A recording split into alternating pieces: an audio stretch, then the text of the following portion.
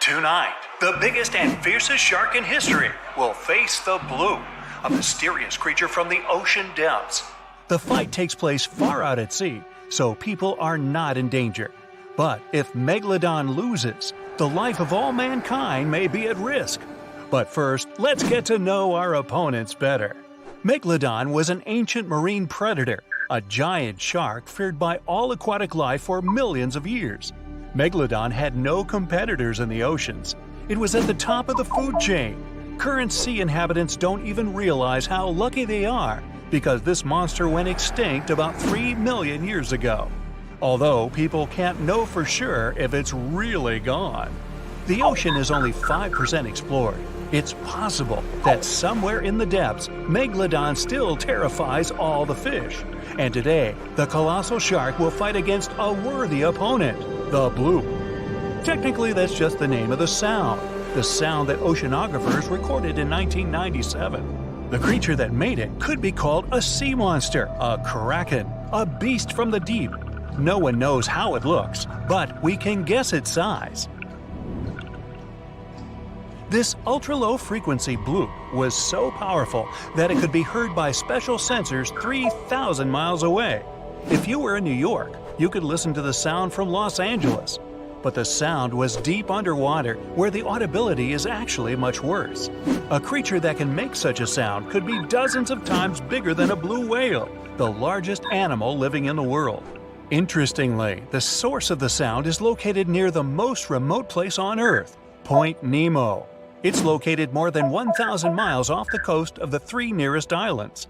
This place is one of the most poorly studied on our planet. Point Nemo is used by many companies as a space garbage dump because of the long distance from land. Every year, satellites fall there. But the worst thing is that the coordinates of the fictional ancient city of R'lyeh are near Point Nemo. That city was described in the books of author H.P. Lovecraft. Among the ruins of R'lyeh, the monster Cthulhu lives. Yeah, it sounds nothing like it looks. Hey, neither do I. Hey Cthulhu, buy a vowel, will ya? Man, it's like a cat walked across the keyboard and there's your name. This is an entirely fictional creature, but many people think it could be the source of the Bloop. The chances of the Megalodon winning are small because Cthulhu is a demigod. It has arms and legs, wings, and a head resembling a colossal octopus or clam with dozens of long tentacles. It's impossible to determine Cthulhu's size, but if you believe the records of writers and drawings, its size can reach up to 300 feet in height. The Megalodon is 5 times smaller at about 60 feet, or slightly less than 1 subway car. Ooh, a nice lunch for a monster shark. The shark weighs about 100 tons, like 2 tanks. The weight of Cthulhu is also unknown, but we can say with confidence that it can easily lift 2 tanks with its hands. But Cthulhu can change its size and shape at will. It can be anybody from the size of a human to the extent of a continent. Also, Cthulhu can spawn any number of limbs. But let's not stray too far into fantasy. Otherwise, Megalodon won't stand a chance to win. Let's say Cthulhu has a constant size. So, in size, Megalodon loses to its opponent. Cthulhu is an ancient wise being that is more than 1 million years old. It has secret knowledge and telepathy. Megalodon is primarily an animal that simply follows its instincts. One of the main advantages of any match is intelligence, so Cthulhu wins against the giant shark again. Lovecraft described Cthulhu sleeping for many millennia and waiting to awaken to start an apocalypse. Therefore, all people in the world are interested in a Megalodon victory. To support the shark, people send their ships to help.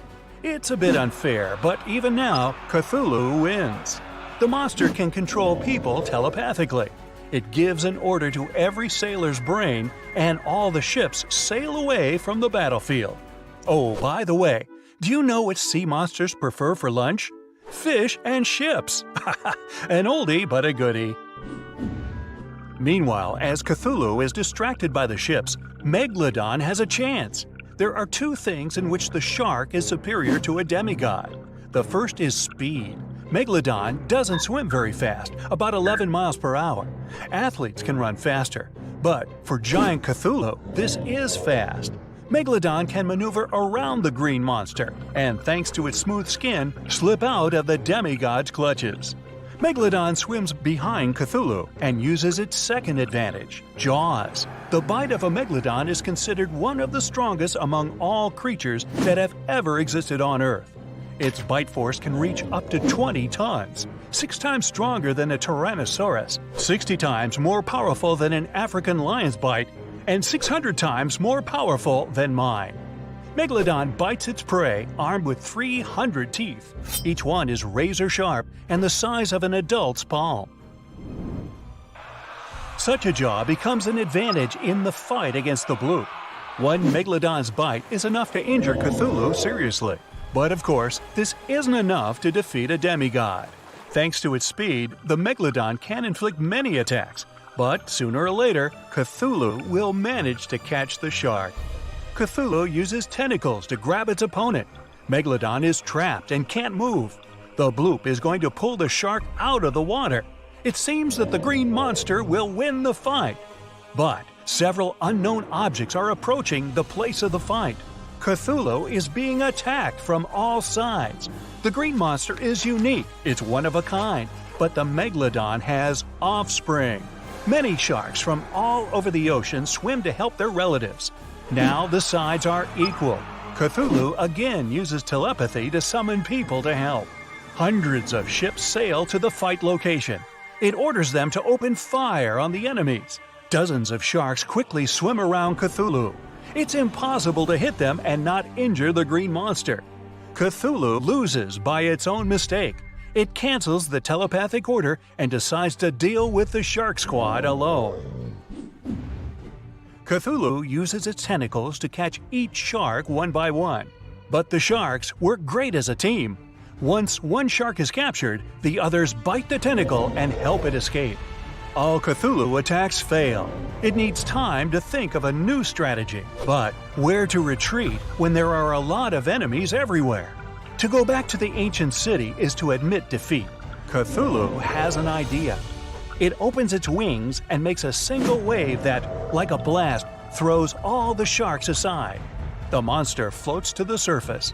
Another wave and tsunami forms in the ocean. Cthulhu rises to the air.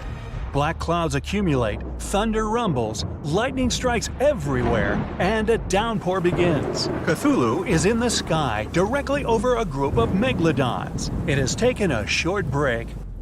And now the green monster is ready for another attack. A shrill whistle sounds above Cthulhu.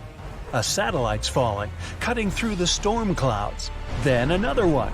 Cthulhu is not prepared for an attack of space debris. It dives into the water and retreats once more into the ruins of the ancient city. Megalodon wins with the last of its strength. Fortunately, such a fight will never happen. Megalodon went extinct millions of years ago. There is 1/100% chance that this shark species is still alive. This is excellent news for Megalodon fans, though. You can find a million-year-old tooth of this creature in places all over the world where people gather to hunt this artifact. Professionals and tourists sell found teeth for a lot of money or keep them as a souvenir. As for the Bloop, you can play the recording on the internet and learn that this is not Cthulhu or some kind of sea monster. The National Oceanic and Atmospheric Administration, NOAA, confirmed that the Bloop is actually the sound of ice. When large icebergs crack and collapse, they generate powerful ultra-low frequency sounds. There are many records of famous ice earthquakes that had similarities to the Bloop.